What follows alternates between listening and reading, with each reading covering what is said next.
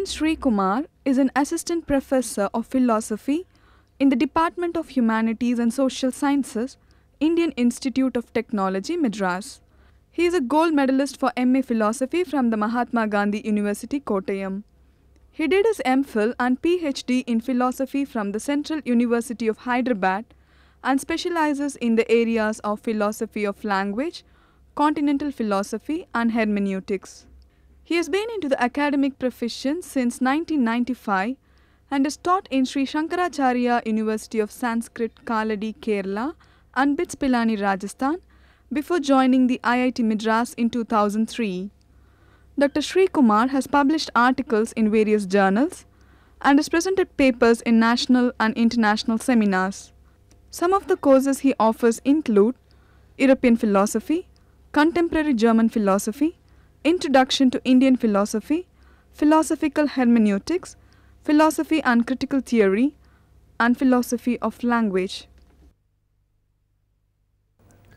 Welcome to the UGC lecture series in philosophy on Phenomenology and Existentialism, part 14. Before we start today's lectures, let me introduce two students, Mr. Lenin. Hello sir. And Mr. Badri. Hello sir. This episode we will be focusing on the following topics. Brentano's thought summarized. We have been examining in the past few lectures, 2 or 3 episodes, we have been analyzing Brentano's philosophy, particularly his notion of intentionality. So this is a very important conceptual route to Husserl. So we will be examining today that. We will be summarizing Brentano's thought today, and we will be seeing Husserl's notion of intentional state. This is related to Brentano's thought, but this is again a unique feature of Husserl's philosophy, the concept of intentional state. He ultimately says that intentional states are immanent. So there is a concept of immanence. We have seen already this concept in Brentano, but the concept of immanence as far as Husserl is concerned appears with a different color and different intention. Again, arguments for immanence, then the question of referring beyond. These are the topics which we are going to discuss today broadly. So first, reference to an object, because we have seen Brentano's concept of intentionality and some of the criticisms which later philosophers raised against that, and some of the problems, conceptual issues which Brentano encounters with such a notion of intentionality. Now there are some interpreters and some philosophers who have argued that Brentano, even though he has discarded the concept of intentionality, he was asserting the importance of reference to an object, which is very unique. According to J.N. Mohanty, this is one concept which is very unique to Brentano, which is of course related to the notion of intentionality, but at the same time is unique. For Brentano it was more important and the only permanent one. This is again what Mohanty says, it is one thing which is permanent for Brentano. Even after he discarded the notion of intentionality, he maintains this. He retained even after abandoning intentionality. Now Brentano summarized. This is a quotation from Brentano, I will read it out. If someone thinks of something, the one who is thinking must certainly exist, but the object of his thinking, that is what the thinker has as his object, need not exist at all. In fact, if he is denying something, the existence of the object is precisely what is excluded when his denial is correct. So the only thing which is required by mental reference is the person thinking. The terminus of the so called relation does not need to exist in reality at all. So this is very significant. It sounds like Cartesianism in the beginning when it says that the one who is thinking must certainly exist. Descartes also says that the existence of the thinker, the thinking substance, is probably one of the first set of deductions which he makes from his original foundational principle cogito ergo sum. So here also the object about which the thinking is need not exist. So the notion of immanence is rooted in this concept, immanent existence. We are coming to that concept. the terminus of relation need not exist in reality. We have just mentioned in the last slide that the terminus of the so called relation does not need to exist in reality at all. What is needed is, so the only thing which is required by mental reference is the person thinking, not the terminus of the so called relation. Here I repeat, the terminus of relation need not exist in reality, but it must have some kind of existence. See, it does need not exist in reality, but it must have some kind of existence, or else the mental state will not be directed towards something.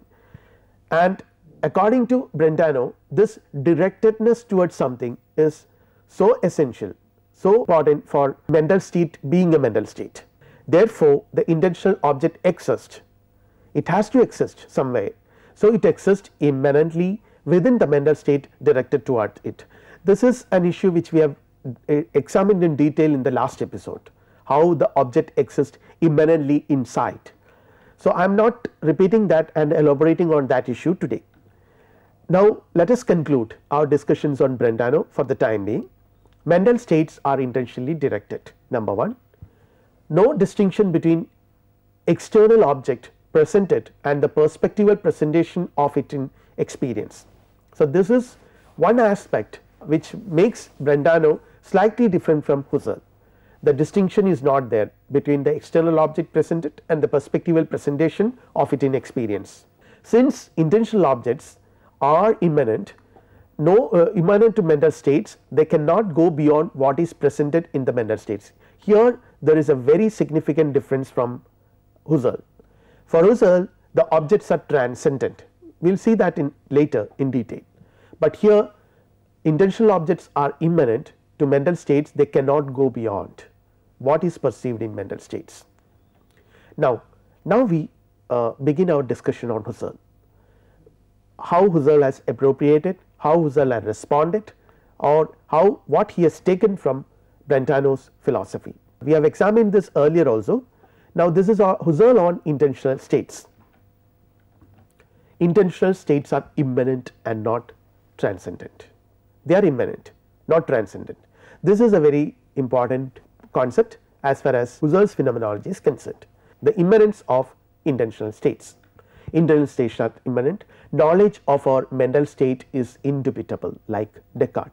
So, here we could see Cartesian principle, Descartes' concept of doubt, and the status the concept of doubt has in his philosophy, because the notion of indubitability is conceived by Descartes as one of the characteristic features of determining genuine knowledge. Whether a piece of knowledge is genuine or not is determined on the basis of this concept, the criteria of indubitability.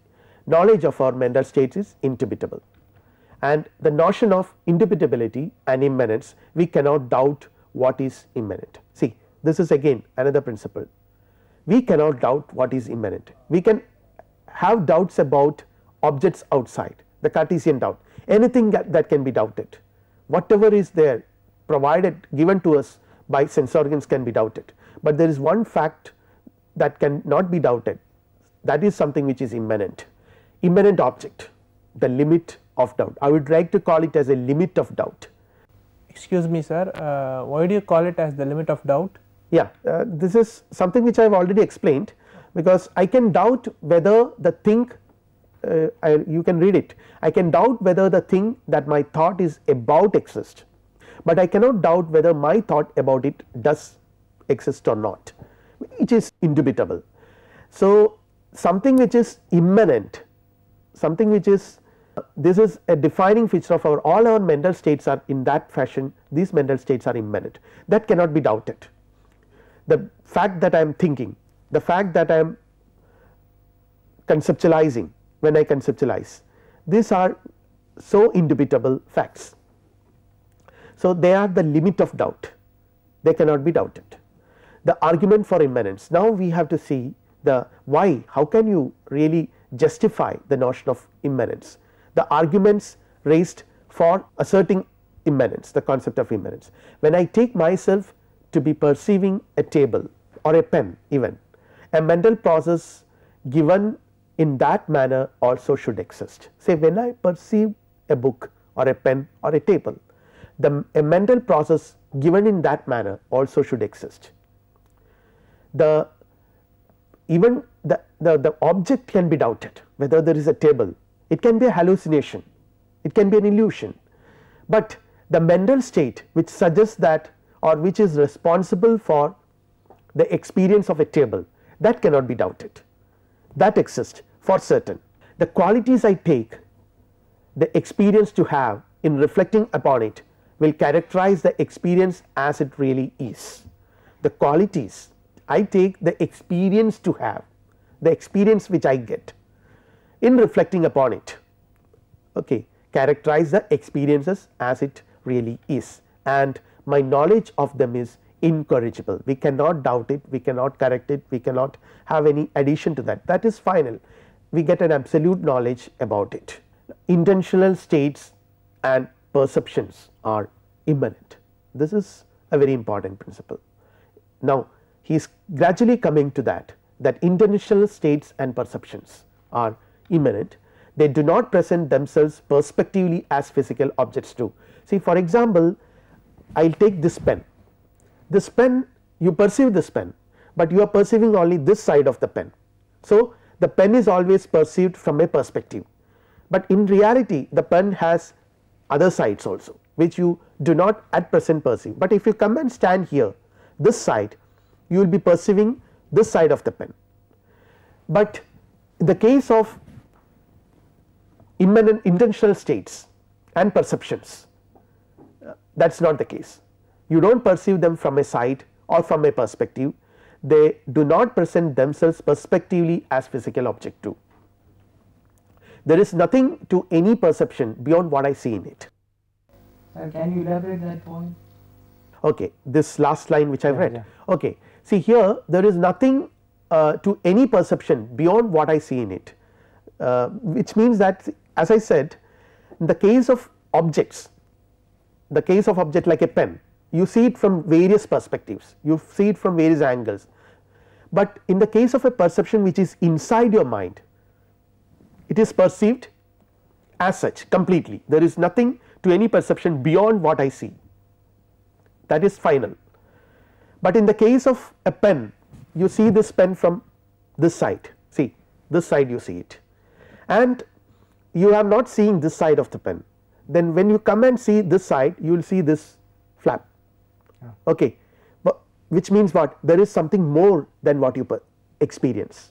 In the case of experiencing physical objects, there is something more than what you experience actually. So this concept will be clarified when we examine another notion which is called hyle or sensations, the term used by Husserl for sensations, the sensations which we get from object. A mental state is not adumbrated. This is what exactly I said, because normally physical objects are adumbrated. With this concept we have already examined in some previous episode, so I am not detailing that objects, experience of the objects are adumbrated, but mental states are not. There is nothing you get everything at a time. If I look at it, I have something absolute. So which means in the case of a pen, there are, I will never get an absolute perception of it. I see it from this particular angle and I adumbrate it. I assume that I know that there are other sides of the pen because I see one side of it, and this side of it which I see is always side of a pen, okay. But in the case of mental states, it is absolute, it is something absolute, no sides that could be presented sometimes in one mode and sometimes in another. But in the case of this pen, it is not like that. It has several sides, and one side can be presented in one way and in one mode, and in another side can be presented in another mode. If I take them to exist, they do exist. What does it mean? Because I take them to exist, I experience them, I have an experience of them, so they are in my mind. Sir, then with your kind permission, do you mean to say all our perceptions are incomplete, one-sided and partial? We are coming to that concept, because once we examine the concept of hyle, sensations, we will come to this whole notion of partial and incomplete, or rather the term used by Husserl is indeterminate. We are going to see that indeterminate aspect of human experience which Husserl was highlighting. Okay. But here if I take them to exist, in the case of intentional states, if I take them to exist, they have necessary, it is inevitable, they have to exist. The question of referring beyond, this was an issue which we were discussing. Intentional state refer beyond themselves. This is an issue which we have already examined, that always intentionality, consciousness is always consciousness about something. So, it refers beyond themselves, and intentionality is the essence of consciousness. So, third one, intentionality is the essential characteristic of the sphere of experiences in general. So, gradually Husserl is coming to assert that it is not just the essence of consciousness, but it is the essential characteristic of the sphere of experience in general, all experiences, all human experiences. Now, objects are presented to us going beyond our experience of them. This is a unique feature of Husserlian phenomenology, and compared to BRENTANO's notion of intentionality, here the objects go beyond our experiences of them. So, there is a transcendent or transcendental level in which objects are placed, they are not confined to our experience. Objects going beyond our experience of the raw data of sensation which is called hyle, it is the raw data of sensation which is called hyle, are not experiences in the raw uninterpreted state. Sir, can you please throw more light on what do you mean by this term hyle? Hyle is the term used for sensations, the data of sensation is the hyle, and they are not experience, see they are raw data, but at the same time see it is just imagine, think about the empiricist conception of sense data, they cannot be further reduced to anything, they are the raw data of experience. When we have experience we get them, but whenever we have experiences, whenever we get sensations, according to the empiricist conception they come one by one, and the unity is something which the mind has made, it is the imposition of the mind. So, but here when we get a sensation or hyle, they are not experienced in the raw uninterrupted state, the hyle is not, the sensations are not experienced in the raw uninterrupted state, though they are actually, but we always take them as there is an object to which they refer. I am coming to that. Hyle is always interpreted as data that present some object or other, they present some object or other. See the pen you have seen, the hyle, the sensations which you get, the sensations which you get when you perceive this pen, you will take as the data that present the pen to you, not just that the sensations or the hyle are presented to you, actually the whole object is presented to you. See, some time back I have explained how a tree is being perceived. A tree is being perceived not as a bundle of sensations or impressions or a packet of sense data, it is perceived as a tree. So, even the hyle, even the sensations are taken as data that present the tree or the object, in this case the tree or a pen to us. The object they are presenting is understood to have features that are not presented determinately by the hyle themselves. So, this will further clarify your question, to have features that are not present. See, the hyle may not present, the sensations may not give you everything, the sensations will always provide some or other features of the object, it will not give you the object in total. So, here the categorization of hyle takes place. I invite your attention to Kant, where Kant talks about sensations and the concepts, the conceptual framework. So, these two cooperate in a very peculiar way to provide us experience. So, similarly the hyle or the sensations will be categorized as falling under a concept or fitting into some conceptual frame, like in the 12 categories of Immanuel Kant, where the sensations will fit into them. So, similarly the hyle will be categorized as falling under this conceptual framework. Now, a conceptual frame is a list of feature slots that the given object we experience will fall in some deterministic manner. So, there are several feature slots that the given object we experience will fall, okay. And hyle fill in some of these slots. Not every feature of an object is clearly presented to me. As I said, the pen, when I have a pen with me, when I show this pen to you, Lenin, you will see only some features of it, not every feature of this object pen, okay. And some feature slots are incompletely filled. I told you that there are several feature slots, some of them are only incompletely filled and they are indeterminate. So, since they are incomplete, since they remain empty, they are indeterminate, they have to be determined later. How? That is our question. So, here you have the picture of Taj Mahal, you see it from the front side, and when we see the Taj from the front side, we may not know what sort of form the back side of the perceived Taj has, yet it must have some form, some color, some surface, etc. So, whatever I see now when I look at this picture of Taj Mahal, whatever I see now is the front side of the Taj, but then I take it as the front side of Taj, not the holistic.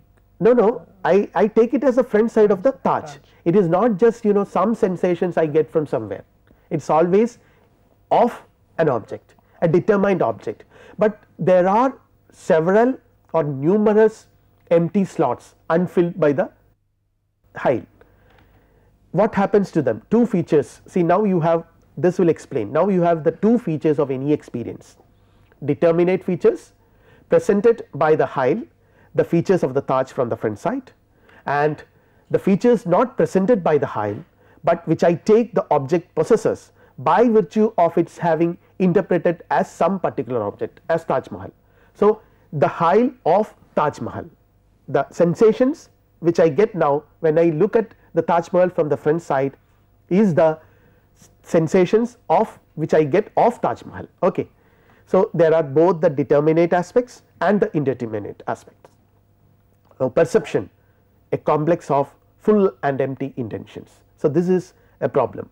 There is full intention, and this full intention will give you a proper picture, and at the same time there is empty intention which will give you improper, and you have the proper ones are sensibly present while the improper ones are empty of any hyle. So, now you have the empty intentions, the empty of hyles are essential part of all our experiences, they cannot, you cannot avoid them, they are part of all our experiences. So, improper features are co-apprehended, seen in virtue of the intention given, and non-sensible presence not sensibilized. Sir, can you elaborate that? Co-apprehended. Co-apprehended, we see, as I told you, there are certain empty slots, empty of hyle. So, if there are sensations, if there is hyle, there are hyle, you can comprehend them directly. So, the front side of a pen or the Taj Mahal is apprehended directly, but what about the other sides? Without apprehending the other sides, the whole object will never be apprehended. You will be apprehending only the front side of it, but actually that is not the case, you are apprehending the whole of the object. So, what about the other sides? The other sides are co-apprehended along with the sides which are where we have the hyle, okay. So, that is meant by co-apprehension, and they are seen in virtue of the intention given, because we intend the object, not the front side of Taj Mahal, but Taj Mahal. When I intend Taj Mahal, the whole Taj Mahal is being intended, and though there are no sensible presence, they are not sensibilized, they are also co-apprehended, the empty intentions are also co-apprehended. Now, account for the possibility of the objects transcending my, see this fact that there are the empty of hyle are co-apprehended, they account for the possibility of the objects transcending my experience of it. So, all my experience is not being directly apprehended, I could apprehend things which are not even given directly to me in the form of hyle. So, this assures the possibility of objects transcending my experience of it, and when I am presented with hyle, I see the objects as having features that are not now determinately present to me, but if I go to the other side of Taj Mahal and look at it, I will see it differently from a different angle. If I look at the Taj from the Agra fort, I will have a very beautiful sight of Taj Mahal, which I will not get if I go and stand in front of it.